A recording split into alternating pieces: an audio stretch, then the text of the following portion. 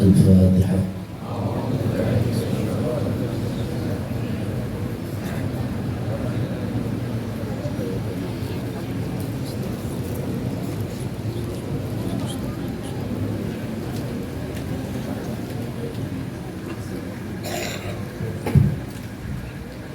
السلام عليكم ورحمة الله وبركاته.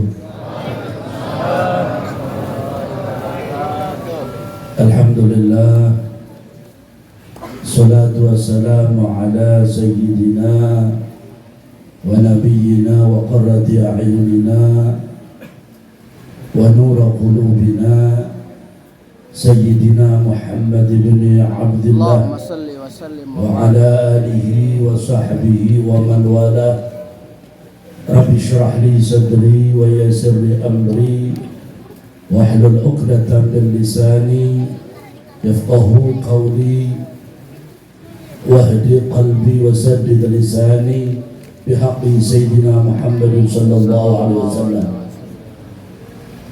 Allahumma salli wa sallim wa barik wa karrim wa 'azzim ala sayyidina Muhammadin. Allahumma salli wa sallim. Tibbul qulub wa dawaiha wa afiyatul abdan wa shifaiha wa nurul absar wa diyaiha wa qutul arwah wa ghidaiha wa ala alihi wa sahbihi sallim. La hawla wa la quwata illa billahil aliyyil azim. Amma ba'du. Yang sama-sama kita ta'zimi, kita hormati, kita muliakan para habaib, para ulama, tuan guru, tokoh masyarakat, semuanya saja, mata Allah fi tuli hayatihim. Amin, amin. Semoga beliau-beliau senantiasa diberikan panjang umur, Allahumma amin ya rabbal alamin. Wabil khusus akhina al-karim khadim al-majlis as-safa, beliau Habiban al-Mahbub Al-Habib Hashim Ibn al-Walid Al-Habib Ali bin Hasan bin Ali Al-Attas. Semoga beliau senantiasa diberikan kesehatan. Amin. Juga adik daripada ayahanda saya Al-Habib Ahmad bin Hasan Al-Attas. Di sini banyak habaib yang hadir. Semoga beliau-beliau senantiasa diberikan panjang umur. Amin, amin. Juga dai Allah Habib Abdullah bin Ali Al-Attas yang insyaallah akan memberikan nasihat kepada kita semua. Bapak Lurah yang saya hormati, Kepanitiaan Maulid Agung Baginda Rasulullah sallallahu alaihi wasallam, semoga apa yang panitia laksanakan mendapatkan nadrah dari baginda Rasulullah sallallahu alaihi wasallam. Kira-kira tahun 2004-2005, sewaktu Al-Fakir masih belajar di Sayyidina Habib Umar bin Muhammad bin Salim bin Hafid, Al-Fakir sempat meminta nama untuk majlis ta'lim ini atas perintah daripada Al-Habib Hashim. Dalam perjalanan ba'da sholatus subuh, karena memang terbatasnya waktu guru kami, jadi santri itu memang dikasih waktu khusus setiap hari Kamis waktu kami di sana. Jadi santri Habib Umar kalau pengen ketemu dengan Habib Umar itu pagi hari Kamis, itu dikasih jadwal. Akan tetapi apabila dalam keadaan penting, kadang-kadang kita meminta kepada beliau walaupun waktu beliau dalam perjalanan. Waktu beliau dalam berjalan menuju rumah beliau, saya meminta nama buat majlis ta'lim ini. Kemudian beliau bertanya kepada saya, di mana tempatnya? Karena saya selalu berpikir kalau Bekasi ya Jakarta, padahal daerahnya sendiri. Saya ngomong Jakarta, artinya Bekasi. Kemudian beliau mengatakan as-sofa, artinya bersih, jernih, Semoga menjadikan jernih hati kita. Allahumma amin ya rabbal. Dan kemudian saya minta buat Al-Faqih sendiri, beliau memberi nama Nurul Hidayah dengan Nurul Batun. Artinya dalam memberi nama saja kita tidak boleh sembarangan menggunakan pemikiran kita, otak kita, tapi kita minta kepada orang-orang saleh, orang-orang yang dekat kepada Allah Subhanahu wa Ta'ala, biar betul-betul dalam hati kita dipenuhi oleh kebersihan, dipenuhi dengan husnudzan, bukan su'udzan. Allahumma amin ya rabbal alamin. Tadi malam saya masih belajar dengan guru mulia saya, Samahatul Ustaz Al-Habib Abdurrahman Ibn Al-Hafidh Al-Muslim Al-Qutub Al-Duktur Sayyidina Maulana Al-Habib Abdullah bin Abdul Qadir bin Ahmad bin Fiqih radhiyallahu an. Kemudian saya meneruskan perjalanan ke Bekasi ini.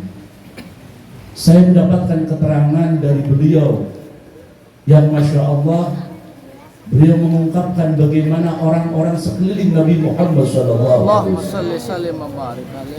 Sampai beliau mengatakan, jangan sekali-kali kita ini su'udzan, punya prasangka buruk dengan orang-orang sekeliling Rasulullah SAW. Karena apa yang dilakukan oleh Nabi SAW, la yantiqu in huwa illa wahyun yuha. Senyumnya Rasulullah, marahnya Rasulullah, tidak ridhonya Rasulullah, itu semua karena perintah Allah Subhanahu wa Ta'ala. Nabi tidak akan pernah diam kecuali perintah Allah. Nabi tidak akan pernah senyum kecuali perintah Allah. Nabi tidak akan pernah marah kecuali diperintah oleh Allah. Maka saat peristiwa Khalid bin Walid, beliau saat itu belum mengetahui bagaimana hukum dog. Dog itu semacam biawak di padang pasir. Itu hukumnya gimana? Boleh dimakan apa enggak? Murabinya wahid, gurunya satu. Di hadapannya baginda yang mulia Rasulullah sallallahu alaihi wasallam. Sahabat bertanya-tanya, ini hukumnya apa? Boleh apa enggak? Khalid bin Walid mengatakan, kita lihat bagaimana yang mulia baginda Rasul. Kira-kira Rasul itu melarang atau diam? Setelah sahabat makan dog tersebut, Rasulullah terdiam. Diamnya Rasulullah menjadi syariat. Diamnya Rasulullah menjadi ajaran. Diamnya Rasulullah menunjukkan bahwa saat Khalid bin Walid memakan hayawan dog itu diperbolehkan. Maka Khalid bin Walid dengan sahabat-sahabat Sayyidina Khalid bin Walid dengan sahabat-sahabat yang lain, ayo kita makan. Kenapa? Karena Rasulullah diam, tidak melarang. Dari noktah ini kita bisa ambil apa yang dilakukan Rasulullah SAW merupakan syariatul Nabi SAW. Sampai tadi malam saya mendapatkan pelajaran yang bisa dikatakan saya jarang mendapatkan pelajaran ini. Baginda Rasul di dalam urusan pernikahan saja itu tidak ada dasar nafsu sama sekali. Beliau tidak karena nafsu, tapi karena perintah Allah Subhanahu wa Ta'ala. Maka mengambil kalimat daripada yang mulia Al-Imam Al-Hafidh Al-Muslim Al-Qutub Sayyidina Maulana Al-Habib Abdullah bin Abdul Qadir bin Ahmad bin Fiqih radhiyallahu anhu, yang tadi malam saya dapatkan, bisa masuk nanti murtad apabila kita mengatakan pernikahan Rasul dengan menggunakan nafsu. Kenapa? Karena awal khulqan nurun Nabi sallallahu alaihi wasallam. Sebelum ada roh, sebelum ada nafsu, sebelum ada Nabi Allah Adam, yang pertama diciptakan adalah nur Nabi Muhammad Allahumma salli sallim wa barik alaih. Kalau melihat itu, Kita tidak bisa langsung mengatakan, apalagi suudzon dengan orang-orang sekeliling Rasulullah sallallahu alaihi wasallam, dengan azwajun Nabi sallallahu alaihi wasallam, dengan ashabur Rasulullah sallallahu alaihi wasallam. Sebab yang sekarang terjadi, ada beberapa tokoh yang diidolakan oleh orang-orang yang mereka notabene kadang-kadang, mohon maaf, membuat satu aturan, membuat satu pandangan, yang pandangan tersebut melenceng daripada akidah ahlu sunnah wal jamaah, membentur-benturkan antara putri Rasulullah sallallahu alaihi wasallam dengan istri-istri Rasulullah sallallahu alaihi wasallam. Memang na'am, putri Rasulullah umurnya lebih tua daripada Sayyidatina Aisyah. Akan tetapi coba lihat beberapa riwayat, yang riwayat itu disumbernya dari Sayyidatina Fatimah dan disebarkan, diteruskan oleh Sayyidatina Aisyah radhiyallahu anha. Artinya keduanya sering berkomunikasi, keduanya sering bercakap-cakap, keduanya saling memberikan informasi apa yang ada dalam diri Nabi Muhammad sallallahu alaihi wasallam. Sampai diriwayatkan taqulu Sayyidatina Aisyah, ma ra'aitu ahadan ashbaha af'alan wa hadithan min Fatimah Rasulullah sallallahu alaihi wasallam. Kata Sina Aisyah, saya tidak pernah melihat manusia di alam dunia yang menyerupai af'alnya, hadisnya, perkataannya menyerupai dengan Rasulullah sallallahu alaihi wasallam. Tidak ada bandingan. Yang paling menyerupai adalah putrinya sendiri, Sayyidatina Fatimah. Ini yang meriwayatkan Sayyidatina Aisyah radhiyallahu anha, seorang perempuan yang lama hidup dengan Rasulullah sampai beliau termasuk golongan mukthir hadis Rasulullah sallallahu alaihi wasallam, perempuan yang punya keistimewaan, punya hadis banyak tentang Rasulullah sallallahu alaihi wasallam. Yang kedua, kita mungkin sering dalam maulid menceritakan tentang kelahiran Rasulullah. Akan tetapi ingat peristiwa mendekati wafatun Nabi sallallahu alaihi wasallam. Salat subuh beliau masih dalam keadaan sehat. Rasulullah membuka tirainya, dilihat sahabat sudah pada mau salat, Rasulullah berdiri. Sina Abu Bakar merasa senang karena berarti Rasulullah sudah sehat. Akan tetapi baginda yang mulia Rasulullah sallallahu alaihi wasallam memerintah Sayyidina Abu Bakar As-Siddiq. Waktu itu hanya beberapa jam sebelum kewafatan baginda yang mulia. Di dalam pangkuan putri Sayyidina Abu Bakar, di dalam pangkuan Sayyidatina Aisyah radhiyallahu anha, ajal sudah mendekati baginda Rasul. Kedua malaikat sowan menghadap baginda Rasul, mendapatkan perintah yang malaikat ini tidak mampu untuk mengutarakannya, karena ini urusan roh yang akan diambil oleh malaikat ini. Sowan kepada hadratul Rasul, mengutarakan perintah daripada Allah Jalla Jalaluhu. Itu pun apabila baginda yang mulia menghendakinya, karena itu perintah Allah. Kamu datang kepada Habibku, kamu datang kepada kekasihku, kalau beliau mau, kalau beliau mau, kalau tidak turuti apa yang dimaui oleh Habibku kekasihku. Datang soal malaikat Israel untuk mencabut roh Rasulullah SAW. Tanggal 12 Rabiul Awal, hari Senin, wafatu Rasulullah SAW. Sebelum meninggal, sang putri dikabarkan bahwa ayahandanya sudah dalam keadaan sakaratul maut. Suara sudah tidak keluar. Akan tetapi Rasulullah memberikan isyarat dengan siwak, memberikan isyarat minta disiwaki. Kemudian Rasulullah bersiwak. Maka sebagian orang, kalau ruh akan keluar, sunnah untuk dimakaikan siwak.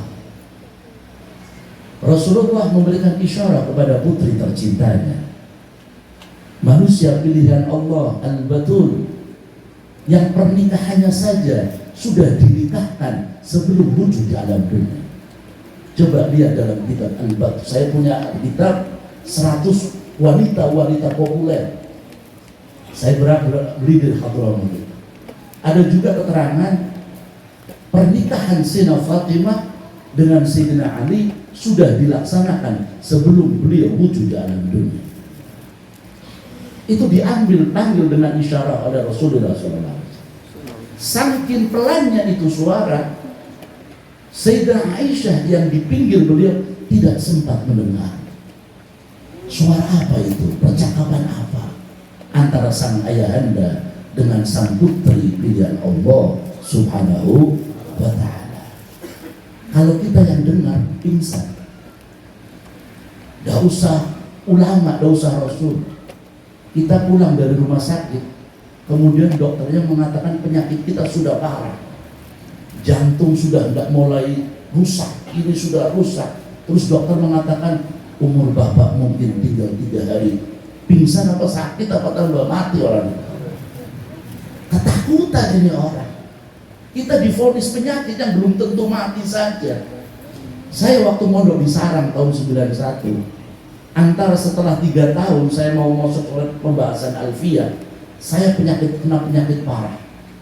Setiap hari, setiap saya berangkat ke Sarang, berangkat ke madrasah dengan bawa kitab, setiap saya batuk maka akalku keluar gumpalan darah.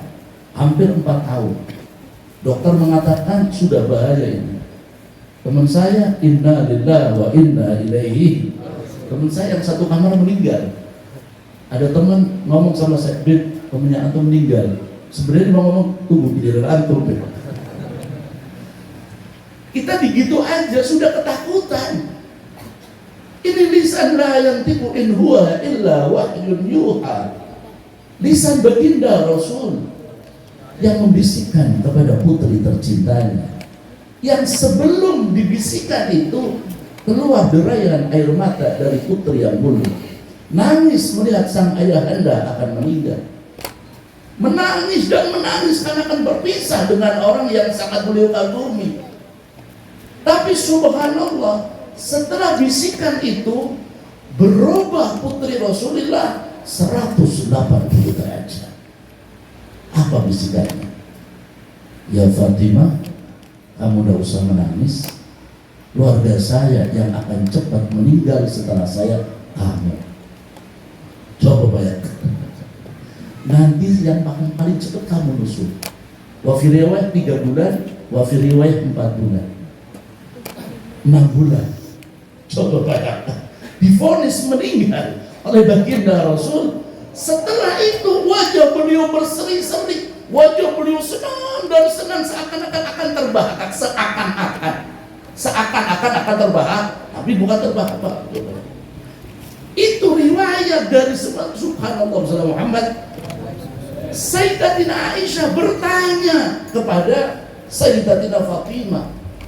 Ini artinya ada riwayat hadis yang dari Rasulullah diberikan kepada putrinya, diteruskan kemudian diambil oleh istri beliau Sayyidatina Aisyah radhiyallahu anha. Buka hati kita, buka otak kita, pahami sejarah, kita akan menentukan mana arah yang akan kita tuju, yakni akidah Ahlus Sunnah wal Jamaah. Melihat riwayat itu, Sayyidah Aisyah bertanya, apa yang diucapkan Rasul? Rasulullah Sayyidah Fatimah menceritakan tentang tadi kehidupan yang harmonis antara keluarga Rasulullah SAW dengan keluarga para ashabul Rasul. Mereka menggembor-gemborkan tanah Fadak, tanah yang dulu pernah punya Rasulullah SAW. Para Nabi mengatakan, nahnu ma'asirul anbiya la nurithu dirhaman wa la nurithu dinaran bal nuwarithu ilmu. Ada yang mengatakan itu.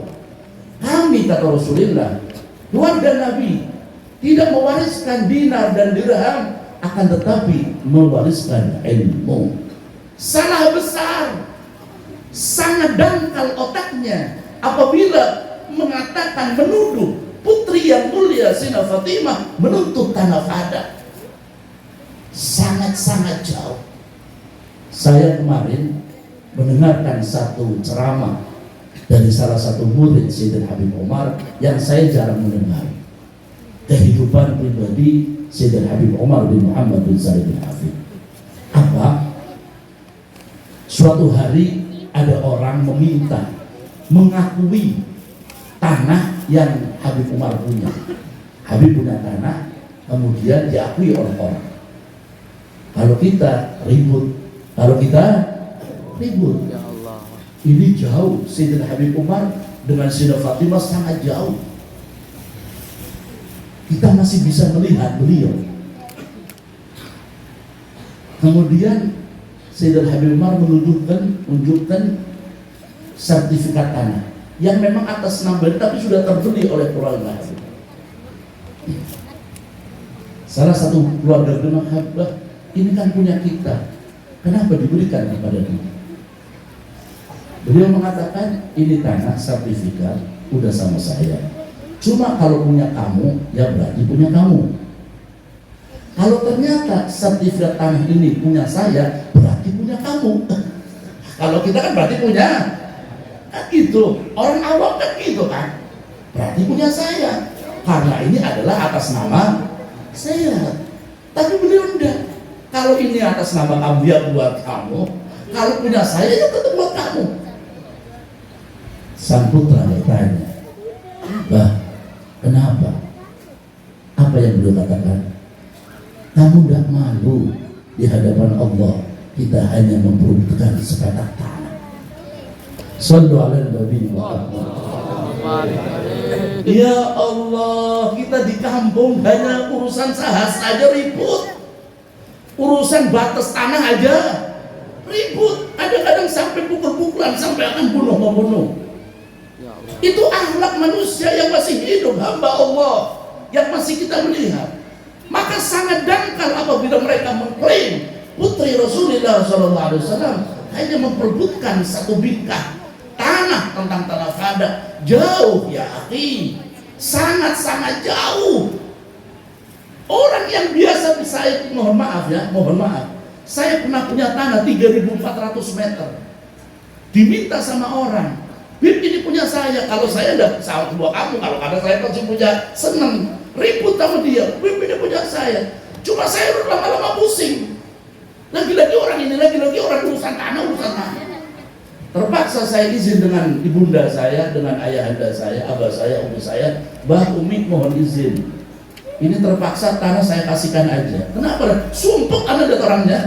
Lagi-lagi datang lagi. Anda urusan itu ada sumpuk Mi. Tapi kamu udah apa-apa Mi, udah balikan aja. Tak kasihkan tanahnya 3.400. Maka kalau kita menuduh putri Rasulullah, ya sangat jauh dong Allah. Otaknya ini tersumbat. Naudzubillah. Sallu ala habibukum Muhammad. Coba buka dalam kitab Nurul Absar. Antum mungkin sering lihat di mujarrad mikrofon para habib biasanya lempar-lempar kan. Antum aja mengedepankan akhlak. Bukan kadang-kadang orang kan, alhamdulillah biar saja saya yang pimpin. Beliau cucu-cucu Rasulullah Anda mengedepankan yang lebih tua, mengedepankan yang lebih berhak. Bukan semata-mata untuk tidak bisa, Anda sangat mampu beliau. Ternyata setelah saya baca kitab Nurul Absar, Allahumma shalli wa sallim wa barik alaihi, saya melihat keharmonisan dua kubarus sahabat, Sayyidina Abu Bakar As-Siddiq dan Sayyidina Ali karramallahu wajhah. Hati-hati punya pikiran Sayyidina Ali tidak cocok. Siapa tidak cocok? Anda ini siapa bila bisa menghukumi semacam itu? Yauminal ayyam itu di dalam kitab Nurul Absar pernah baginda yang mulia Sayyidina Abu Bakar dengan Sayyidina Ali hendak masuk ghurfah Rasulullah SAW, akan masuk kamar Rasulullah. Kemudian beliau ketok pintu keduanya. terbuka pintu. Ini lihat. Allahumma shalli wa sallim wa barik. Saat Al-Imam Ali karramallahu wajhah menyuruh, meminta kepada Sayyidina Abu Bakar As-Siddiq, engkau masuk duluan ya Sayyidina Ali. Apa kata Sayyidina Ali? Mengatakan, walladzi nafsi biyadihi, saya bersumpah kepada Allah, kaki saya tidak akan pernah melangkahkan masuk kamar Rasulullah, mendahului orang yang dipuji oleh Rasulullah, mendahului orang yang disebutkan di dalam Al-Quran. Idh qala li sahibihi la tahzan innallaha ma'ana. Coba bayangkan. As-sahib fi hadzal ayat. Kalimah ini mengatakan sahib, tidak ada lain kecuali Sayyidina Abu Bakar As-Siddiq radhiyallahu anhu. Allahumma shalli wa sallim wa barik. Beliau mengatakan semacam itu.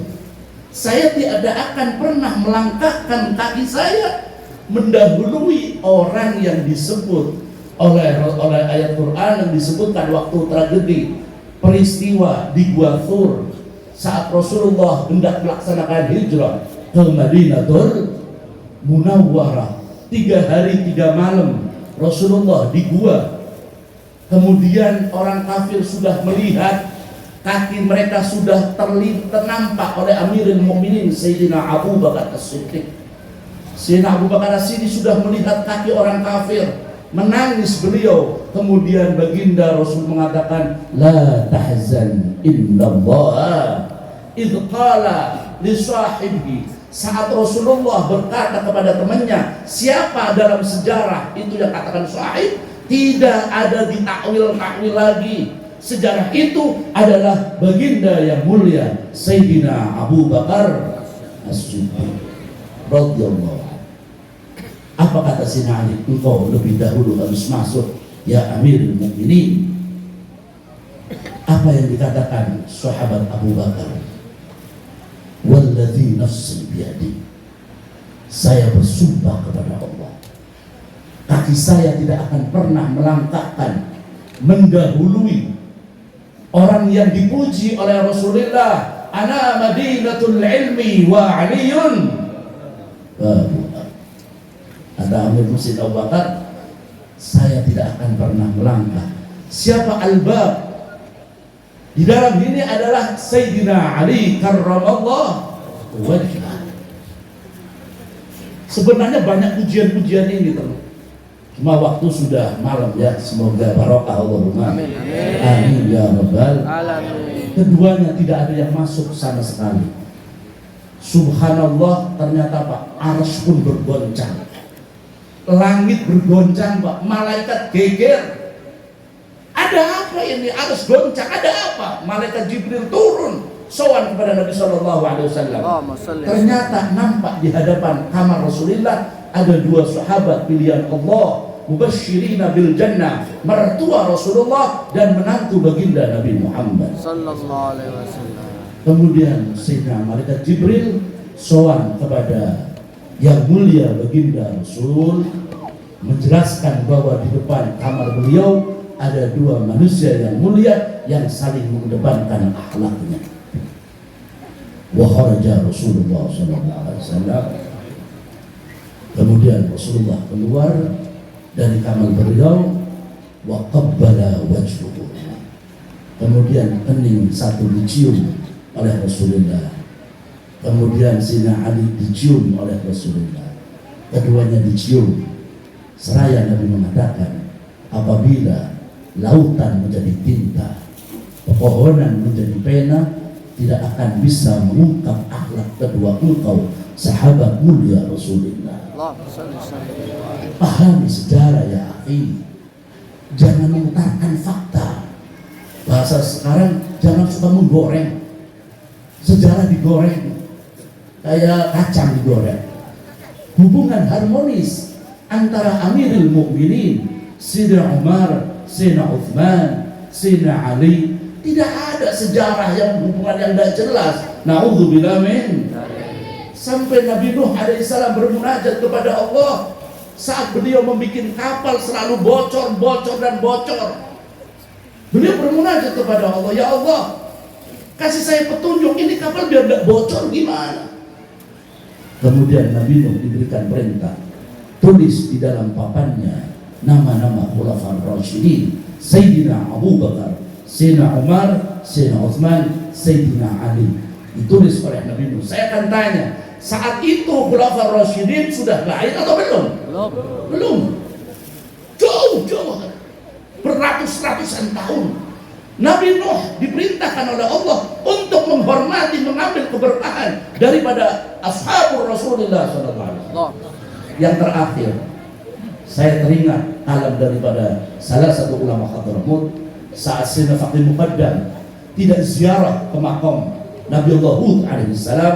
Beliau dalam keadaan sakit, maka Nabi Hud alaihissalam datang kepada Sayyidina Faqih Muqaddam seraya mengatakan, illam tazur zurna, kalau engkau tidak ziarah, saya akan ziarah kepadamu.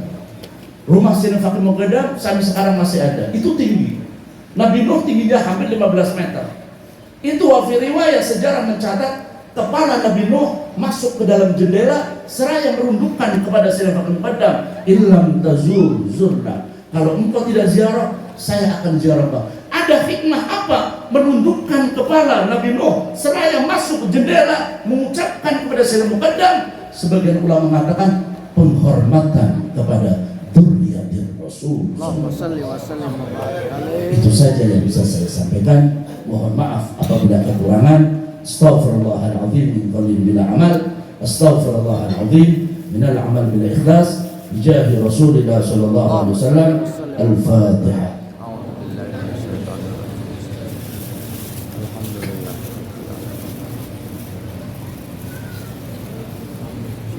Sebelum saya menutup pengajian ini, saya minta Fatihah buat kedua orang tua saya yang beliau selalu hadir, Sayyidul Walid Al-Habib Ali bin Hasan Atas, Syarifah Syifa bin Muhammad bin Husain bin Hamzah Bakar, juga Ustaz Ahmad Ahmad Zawjati. Al-Fatihah.